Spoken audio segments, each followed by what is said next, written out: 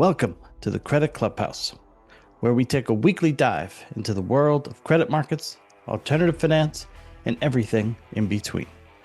Don't forget to follow the show, rate us, write a review, and share with friends.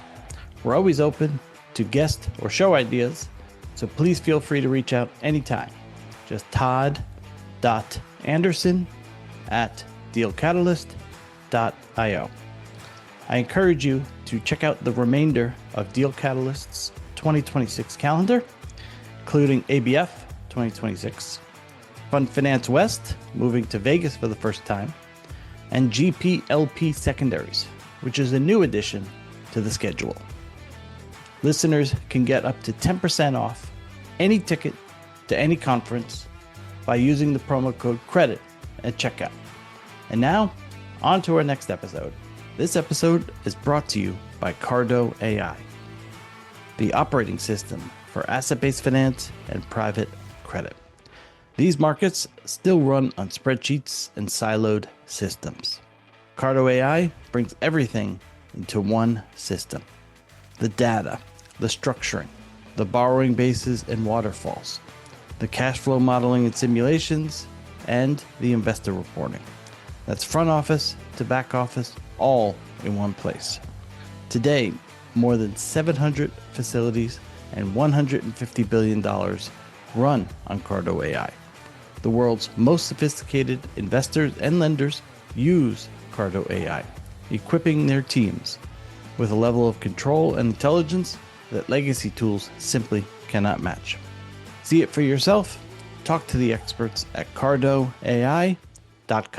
Welcome back to the latest episode of the Credit Clubhouse. As always, I'm your host, Todd Anderson, head of content and programming at Deal Catalyst. Joining me today are Rory Smith, founder, and James Strode, senior associate at Brickfield Recruitment. Guys, it's really great to see you again, so thank you for taking the time, and I'm looking forward to the conversation. Pleasure to meet you, Todd. Thanks for the invite. Thanks, Todd. Of course. So, obviously, fund finance has evolved from what was probably thought of once as a niche product into arguably the fastest growing area of the private markets. So, from your perspective, kind of what's been that biggest change over the past 5 years as the growth has obviously exploded? Yeah, sure. I'll take this one, Todd. Thanks for the, as mentioned, thanks for the invite. Course. As you're aware, of course, we are the exclusive fund finance recruiters in this space. So we've been around for about 8 to 10 years or so, and have seen the significant development in the space, and new players that are coming into the space, and also what that means to the market today. I think, sort of answering that question, I think it's more about that the product has become a toolkit for these funds, and a must-have product that has evolved. And with that, new products have evolved around fund financing as well.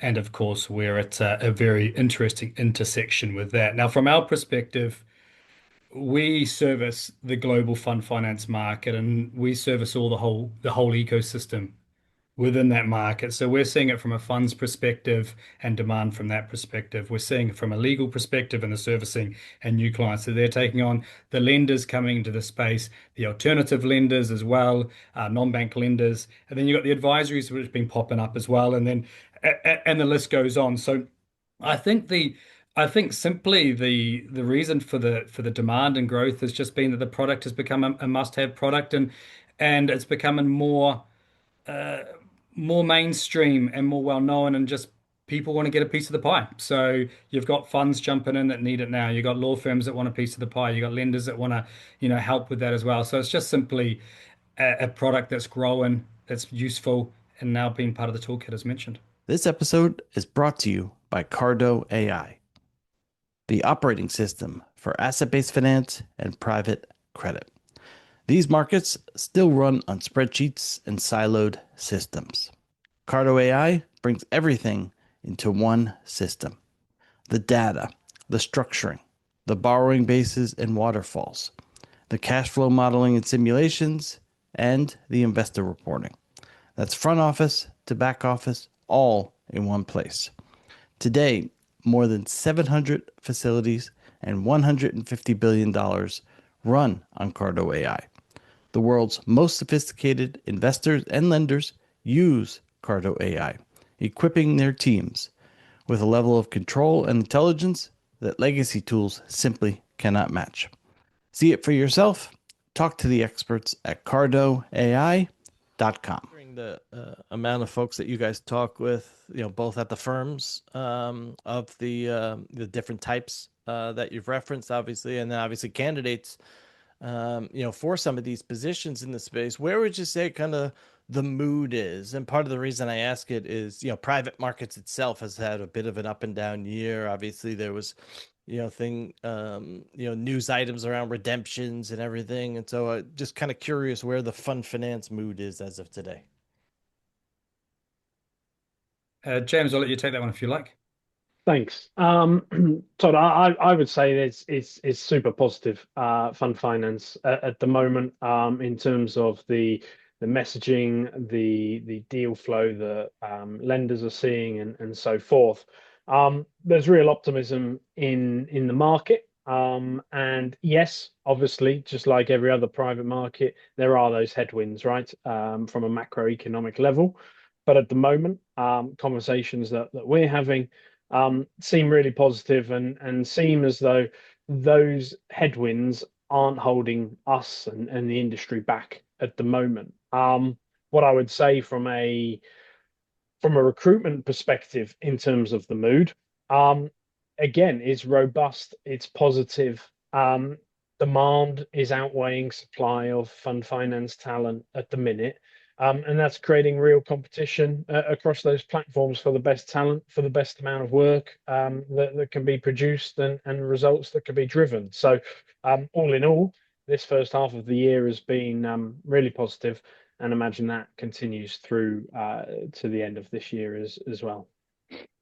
Yeah, you obviously referenced the supply demand dynamic there, and that seemingly is maybe one of the constraints on the industry, given the fast-paced nature of the growth and maybe the talent that hasn't yet caught up with that growth. What is kind of the biggest challenge in finding experienced professionals for this space, as we sit here today? Yeah, you've hit the nail on the head, Todd. The industry's grown faster than the talent pool, I would say. And by that, I mean not only the size of the industry from a numerical perspective, but also just the size of the industry through new entrants into the ecosystem. Means that the individuals um, just haven't necessarily been there to grow with the industry from day one. So I take an example of your traditional lenders in this asset class.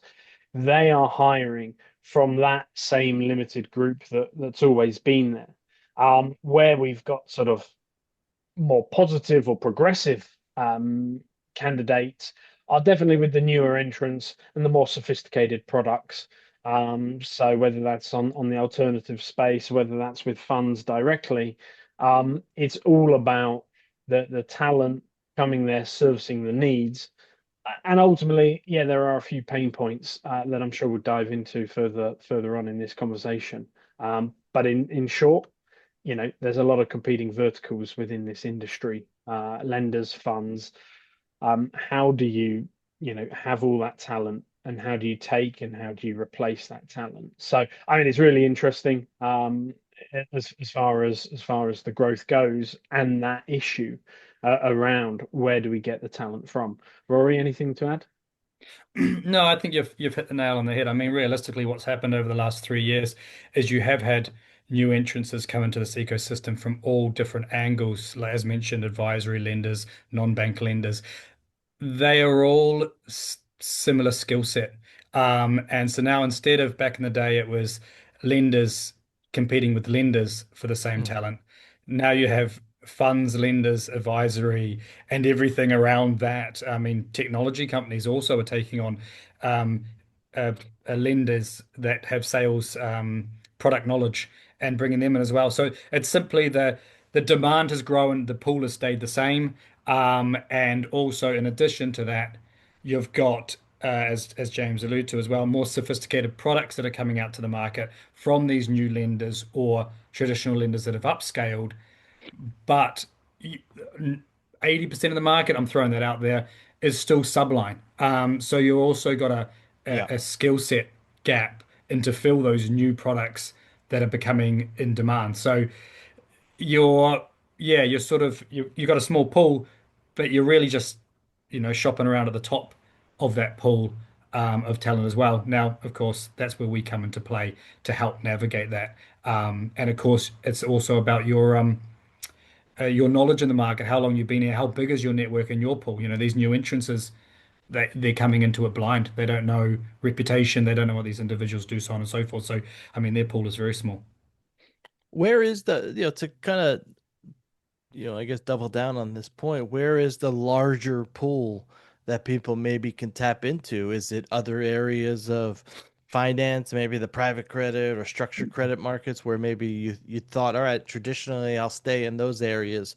Are they now jumping into fund finance? You referenced technology companies, Rory. So where is the maybe here's the fund finance pool. It's kind of defined. It's a bit smaller. If you broaden out beyond fund finance, where is the bigger pool and where are firms kind of looking to find talent? Yeah, I mean, leverage finance is quite a good transferable skill set into the space. What we're what we're finding is happening is that it's the attitude that the organization brings as well to the search. You've got organizations that say, "Hey, listen, we just want someone who we can train, who we can build up, and we will get them up to speed." That's Hmm. fine. You can bring anyone pretty much from anywhere in order to do that Yeah. to an extent, depending on the product itself. But then you've also got individuals that are plug and play, and that's what the institutions want because they're so busy.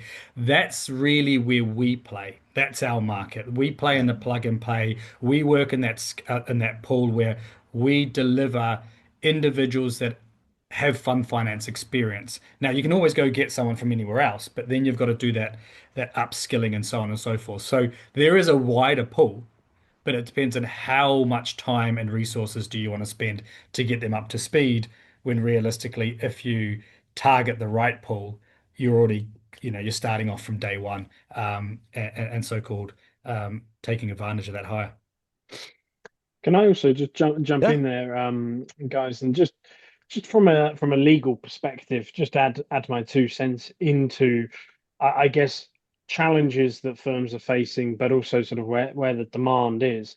Um, we've seen a hell of a lot of firms jump into fund finance, set up practice groups to try and make inroads into the market, and therefore, from a legal perspective, yeah, Rory's absolutely spot on again about plug and play. But it's also at the senior end at the minute. We're seeing a lot of demand for partners with a book of business, a good Rolodex in there to come over and move from platform A to platform B and really build out the name and the brand there. Um, but again, that's not easy with all the market dynamics going on at the moment.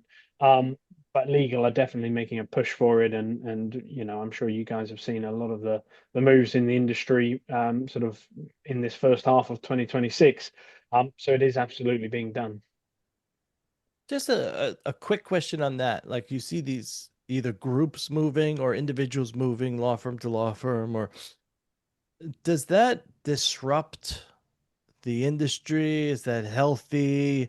Like, how does that dynamic play out? Because sometimes, there's at least from my seat, I presume maybe a lender or a GP might be comfortable with a certain style of firm or whoever they're working with. And then if they move to another firm, maybe that doesn't fit or they have to change or like, so how much is disrupted with some of these changes within how the market operates itself?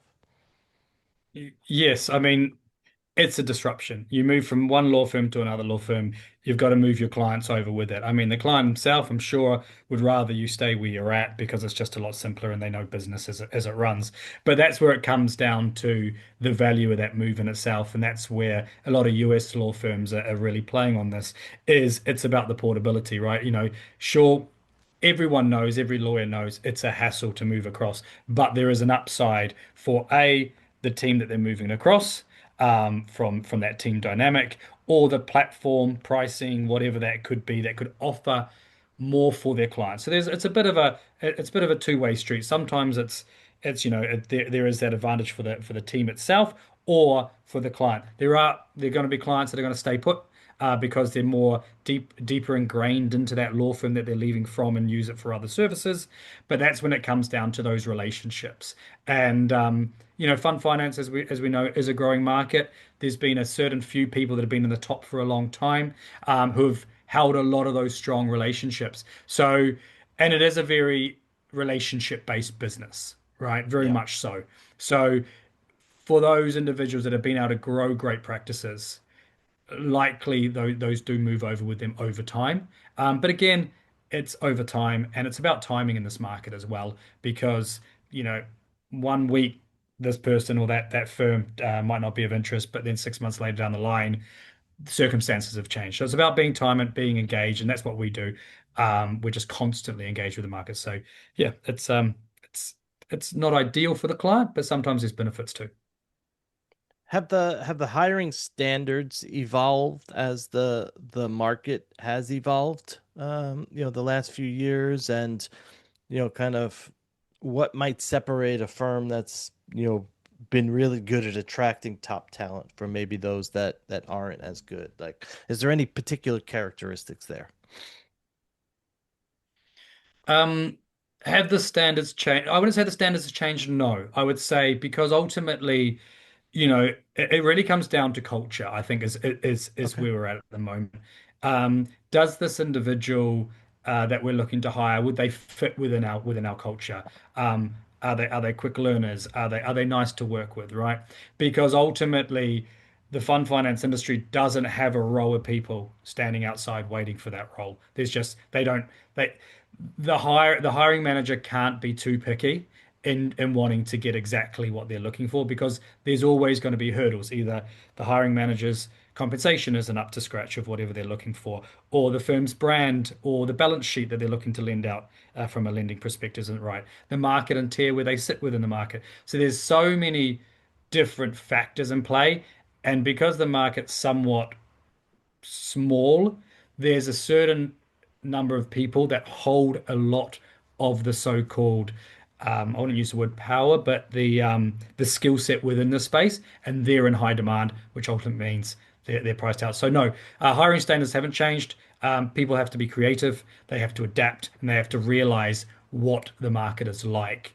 And that is where, again, we come into play and educate them on that before they start their process, because we've come across a lot of firms that are just being slightly delusional when they go out to the market and don't actually know what the market is like.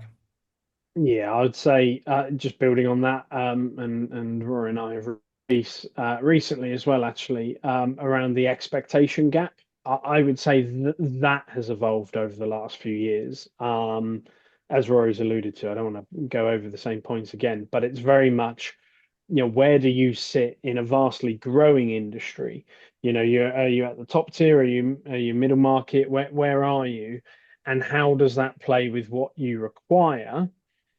And where is reality? And ultimately, Yeah. the standards haven't changed, but it's just what we call the expectation gap. And hey, that's where we can set the scene at the beginning of any process to really close that expectation gap and provide the client the sort of reality of where the market is, where they're operating against others, and also with the candidates when we're exploring opportunities. One point I wanted to follow up with that, you obviously referenced before, Rory, when it was, development versus plug and play and the pool of candidates. It feels like there or will come to a point at which the pool of candidates is too small And someone's going to have to say, hey, there needs to be a development piece to this puzzle, because then the candidate pool is going to be dry, and we'll be putting in people in seats that just don't make any sense.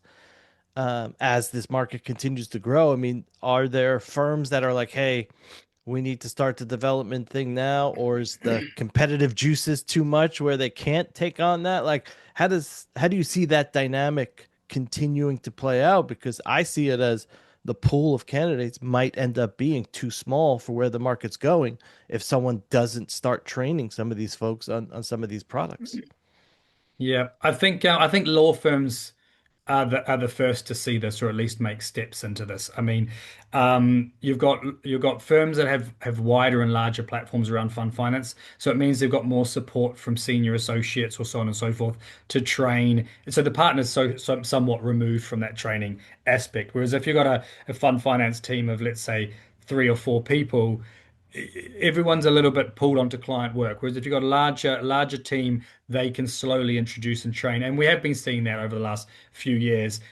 New trainees coming in, been doing seats, different seats around the law firms, and then going into the fund financing and being broadened through that way. It's really, the issue lies, it's not the sort of the 0 to 2 year problem. It's the 5 to 10 year issue, is Yeah. where, because that is someone retraining themselves and moving from a leverage finance lawyer into a fund finance lawyer without knowing what fund finance is or being part of that ecosystem or industry in the first place. So that's where the issue lies. So it's got time is what it's going to take for us to flush through the system. And of course, a new wave of partners as well coming through. But we're 5 years away from that, at least. But no, people have been making their move, especially in the legal space, because they've just been waiting around for too long, hoping that someone's going to come through. And what happens is musical chairs. By the time they've hired one person, someone else is left to go to another platform, to somewhere else. So they have to keep replenishing it themselves because they've got the training mechanisms in place. Before we jump into the new content initiative that you guys have coming, I did want to ask: is there any one piece or what advice do you give to firms that are looking to secure the best talent before their competitors? I mean, is it that culture piece that you had referenced before is kind of the sweet spot? What do you tell folks that come to you? I'll put my 2 cents in here, and I'm sure James has got something to add. But mine would my it's about, again, expectations. Get in there before you actually go to market, and a lot of law firms or institutions, they all have their preferred recruiter who they services majority of practices within an institution. Now they have no understanding of fund finance, so they can't actually give the client any in-depth knowledge of how best to position this opportunity for the market. So first and foremost, I think it's about getting a download of exactly what it is that you're offering and going to bring to market, and how is the best way to communicate that to the market, and the narrative and timing as well. So it's about the narrative, and let's match up all the pieces first before you go to market, and you have to claw back, because you don't want to burn potential candidates by Yeah. by communicating the wrong information. So that's very important in that respect. And then that comes down to the likes of, have we mentioned, cultural fit, compensation fit, narrative fit, um, and growth. Growth is a very important part in this market. No one in fund finance wants to feel stale. They want to go. Sometimes it Yeah. overrides compensation. Sometimes it overrides a lot. Where am I going to be in 3, 4 years' time? Where is this practice going to be in 3 years, 4 times? Are they invested? Are they growing? Are they meaningful within the space, or do they just want to be seen to have the so-called service to provide their clients so they don't go elsewhere? So that, I think, growth and the narrative is very, very important to attract talent. And then, of course, the other stuff are the finer details of what is your budget. Realistically, this is what you're going to expect to get for it. If you want to get the best, this is what you're going to need, so on and so forth. Yeah, I mean, Rory's covered a lot there, and I would agree with all of it. One of the things I would add, and it's a sort of a practicality point, is having a smooth hiring process. This is something that you shouldn't take for granted, or you shouldn't be making up as you go along. Processes can't go on for 2, 3 months indefinitely. Yeah. We of course appreciate that due diligence has to be done, and of course you have to meet, across different teams, sectors, verticals of whatever firm you're applying to or running the process for. But the fund finance market is moving at a pace where in 2 or 3 months' time, that candidate could quite easily see one or two roles that are just as appealing, have the same sort of strength around narrative and compensation, and with quick execution, you can lose, you can lose out on talent if you're not in the right place at the right time, essentially. So, it's a practical, smooth hiring process, um, not too long, not too delayed, counts for a lot as well. So tell us a bit more about this new content initiative you guys have coming out. Why do you think the market needs it, and is this part of just the market kind of taking the next step and getting maybe more sophisticated? You guys are a sophisticated recruitment firm, content pieces now. It feels like the market's really forming into itself in a lot of different ways, at least from my perspective.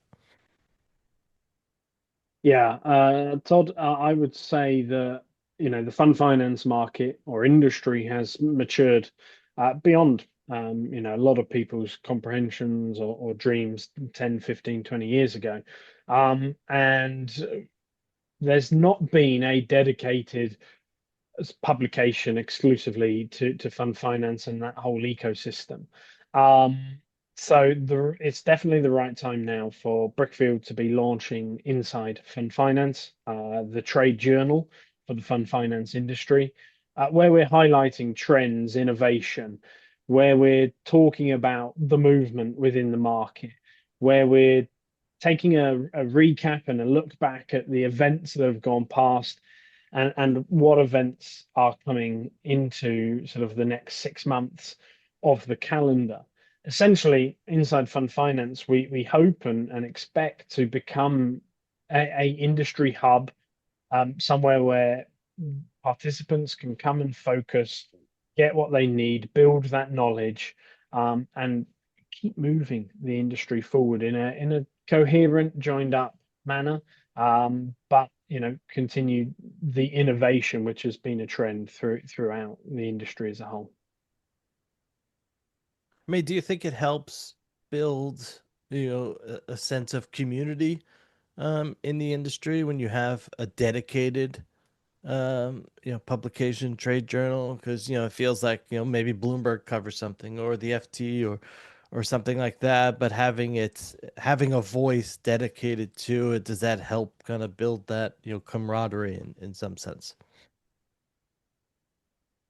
Yeah, hugely. That continual voice, a sort of a 360 view of the whole ecosystem, um, and I think Brickfield's position within the market, we're uniquely, placed to be able to carry this out. I'm sure a lot of your viewers will know our background around publishing and marketing, before creation of Brickfield, but in our current day jobs as well, where we do speak to the lenders and we speak to the funds and asset managers, private practice lawyers, and all the other service providers around the fund finance ecosystem.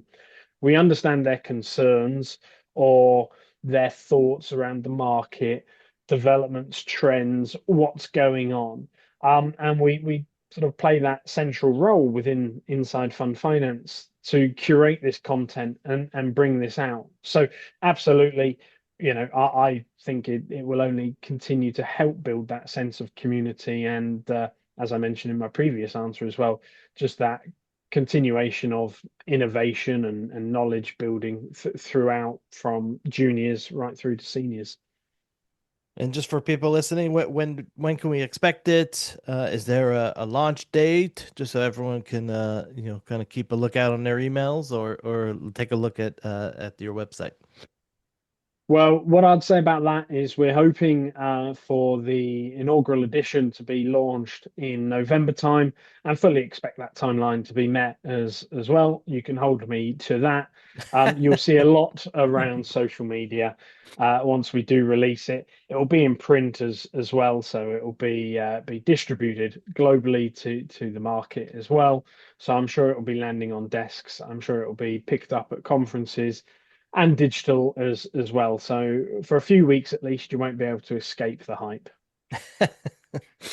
So if we're thinking about those looking at a long-term career in the fund finance market, what would you say are the skills, knowing where you guys sit, are most valuable? I know that probably range from different types of players in the market, from law firm to GP or non-bank lender. But is flexibility the biggest thing? Like, or you can feel free to break it down maybe by type of participant in the industry. I'm just kind of curious, as fund finance now seemingly is a career path that someone would want to take on. What's most valuable? Yeah, I mean, good question in itself. I mean, it all depends on exactly the role, as you allude to, that you're looking to fill. I mean, I think personality, confidence, and all that stuff is very important. How you present yourself, how you carry yourself in this industry, because it's a small industry for the time being, to an extent. Everyone has to feel comfortable around you, and you need to be able to carry that. You've also got some very technical related roles, which really, therefore, you're not as client facing, so maybe that doesn't matter as much, but also for your colleagues, you need to be around that. And then you've just got your typical networking skills and personable skills and so on and so forth. So a lot of soft skills in there that you need. I don't think that's any different to any other industry that's already been established in the legal or leverage finance industry, let's just say, or securitization industry. You need the same set of skill sets to an extent, or same sort of you got to attack it the same way. You just ultimately need to fundamentally focus on fund financing. Obviously, building your skill set beyond sublines is hugely important. So anyone coming new into this market, we produce a very good publication called The Working Guide to Fund Finance, I have a which copy of it, and I will attest to yeah, yeah, its quality. That's for sure. you're not the only one. You're not the only one, Todd. I'd say 90% of the market have that on their desk at the moment, which was the objective. The Yeah. objective there was to educate individuals and give them that resource about how to structure deals, how to do the deals, how to be ready, and what do these deals look like. So less from the trends and developments. It's more about the 101 into fund finance. So that's been a great resource there. So it's just about getting yourself up to speed and looking at the broader market, the wider market, rather than 5 years ago, it was you could really just get by knowing what a subline was, and that was kind of it. Two final questions, and then I always like to end our episodes with some fun questions. But two final questions on kind of the hiring and the market. One is, as a recruitment firm, I'm always curious how important or how critical is kind of mentoring when it comes to obviously those that are younger and looking to grow into the space. But as a recruitment firm, I mean, how much mentoring do you see? Is it a kind of a shown to health of the market? If you see a lot more mentoring, like, where does mentoring fall within this? Yeah, Yeah, I mean, so go ahead, you go, James. yeah. Thanks, Rory. I was going to say, because actually it's a topical point, Todd. I sat on a panel a couple of months ago talking about this with the next generation of fund finance professionals. And when we talk about mentoring, you have official mentor pathways with trade bodies, whether that's internal and so forth. But the one thing we're seeing in fund finance at the moment is a lot of informal mentoring, shall we say, where it's not prescribed, but it is reciprocated. throughout the industry, and individuals see the value in what they're doing. So the more senior individuals see the value, and of course, the more junior, the mentees, get all of that insight and those values and so on. And it goes back to the whole point about fund finance being that community, that tight-knit group, who are willing one another to succeed. Um, so there's a lot that goes on, mentoring formally and informally, and that's really positive to see. Rory, I don't know if you wanted to add anything on that. Yeah, I mean, my view was simply to that question was yes, it does say recruitment on the tin for Brickfield, but I would see ourselves more as a consultant, a career development agency. We're mentors as well for people who haven't made those transitions from one firm to another to ultimately to better their own experience, to get exposure to more products or a more senior role or a more dynamic firm where they may have more involvement or make more impact. So I would see us more as matchmakers within the fund finance industry than actually the so-called branded recruitment, because we only focus on fund finance. We speak fund finance, and we know exactly what opportunities are out there from a very broad perspective. So that's kind of our approach to it. It's just unfortunately the recruitment label has to come along with it, so people know what we do. And I'll just add anecdotally, I think fund finance, more than maybe some of the other markets that we even cover here at Deal Catalyst, there is that sense of I'll give you time, I'll give you my thoughts if you need to learn something. Like there's very much availability from a lot of Mm, senior folks in the fund mhm, finance market that I've seen and even talked mhm. to more than I've seen maybe across some of the other areas. Final question on kind of our formal conversation here, and then some fun. Is there any particular development or developments that you think could have the biggest impact on hiring, say, the next 3 to 5 years? Rory? Yeah, tricky one. I mean, the question is developments. It's around AI. I would have thought anything else that probably on the tip of everyone's tongue is where does that leave junior individuals that are coming in to do that in those entry Yeah, level positions that could AI potentially could replace. Um, so that's a question to be asked, what that means, but that's just not fun for that's every industry yeah. facing that. And then just developments really just again around products and intersections with other markets.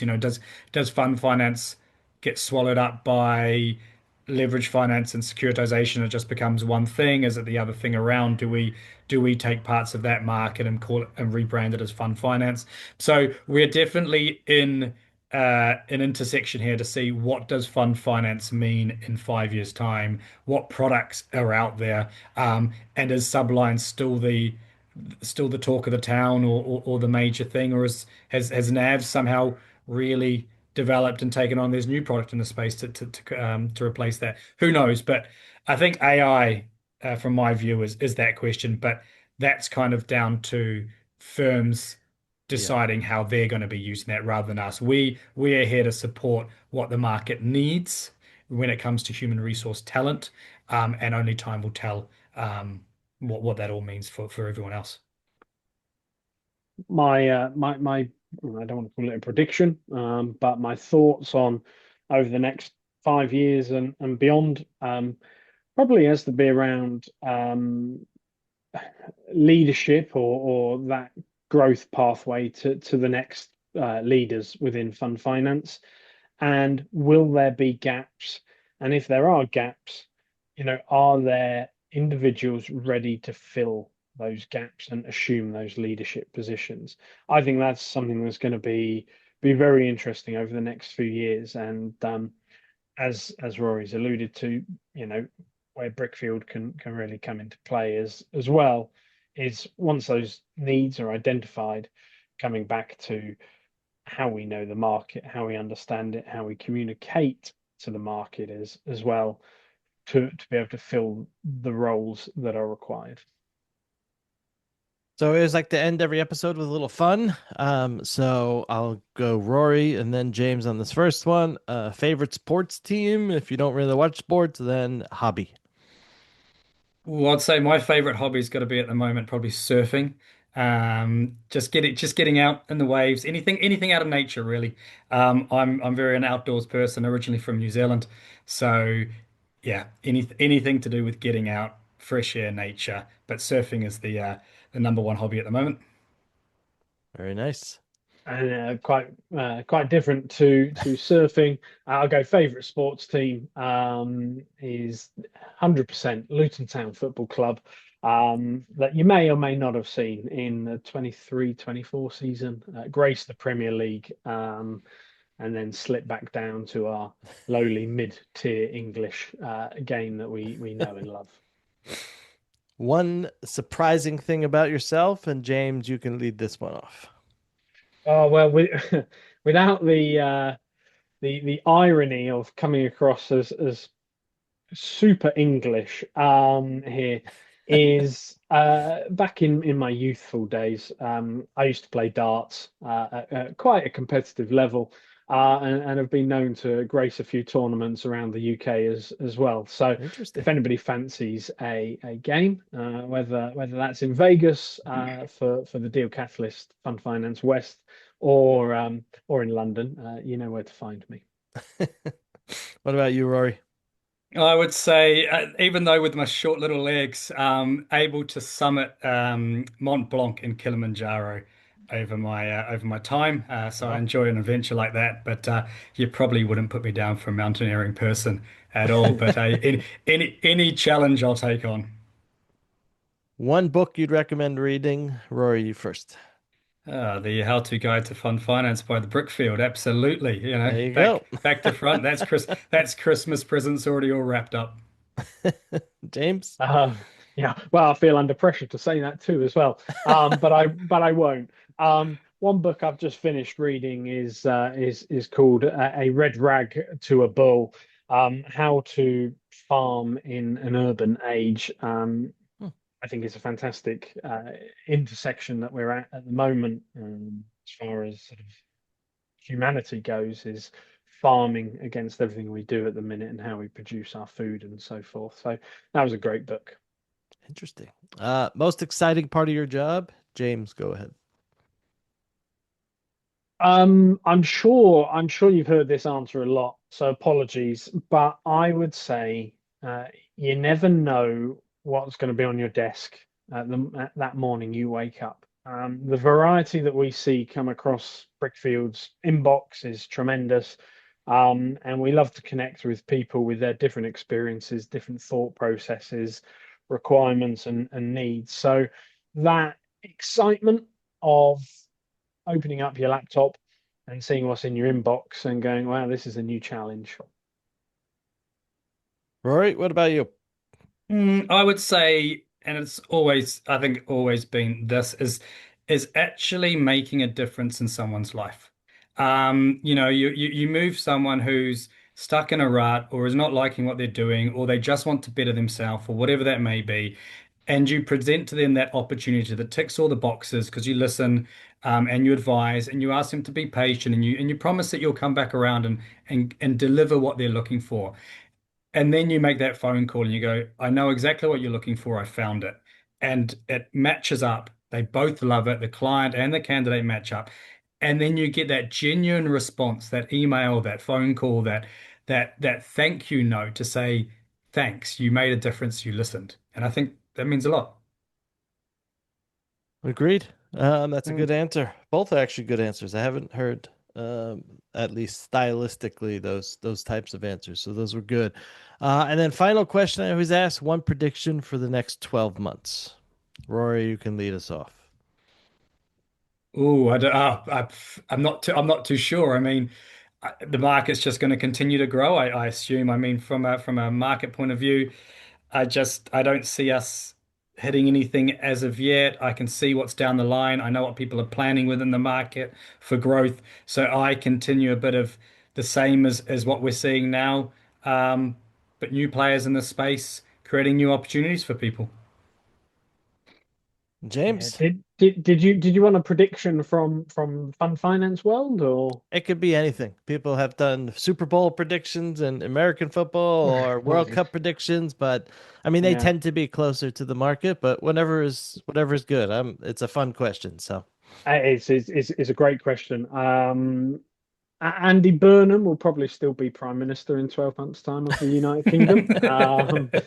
But or definitely put £100 on Luton to be promoted this season. I think our chances are good. But otherwise, I'll echo Rory's comments. The market continues to be ambitious and continues to drive innovation, and that means our job in the talent space will continue to thrive. And I'm sure we'll be kept busy.